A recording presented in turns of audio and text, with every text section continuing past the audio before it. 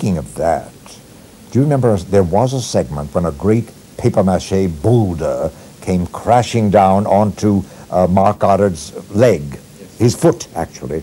Oh, this is a wonderful fan story, I think. And Mark acted up a storm of the terrible pain of this great papier-mâché boulder crashing on his foot, and I aided and abetted and I helped him, whatever. About 2 weeks after this segment was aired, Mark came into my dressing room with a letter from a fan in Nebraska or some such, which said, "I have just viewed the segment where this terrible boulder came crashing down on your leg, and how you acted the pain was just so wonderful. And I wonder, could you send me a picture of your leg? If that is quite impossible, could you possibly make a plaster cast of your leg?" Which I would appreciate. If that is not possible, could you send me the measurements of your leg? Thank you very much. Well, of course, this is a wild letter. And I said to Mark, "Well, you're not going to answer it." He said, "Oh, yes, I will." Mark has a wonderful, droll sense of humor.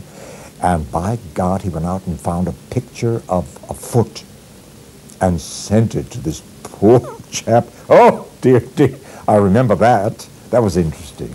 Fan mail is very interesting. I've had thousands and thousands of letters from all over the world. I've treasured them each, and I've answered every single one of them. Folks, I have, because it's my responsibility. You take the time to write to me, you will get an answer. And I have done that, and I'm still receiving tons of mail from all over the world, and it's a lovely, lovely thing altogether, I have to tell you. I was aware that, of course, some scripts were not as good as other scripts. Some scripts were better than other scripts. Of course, one is aware of that. I also knew how much rewriting I had to do for my own character to protect him, you know, to make him sacrosanct and never to vary. I was aware of that.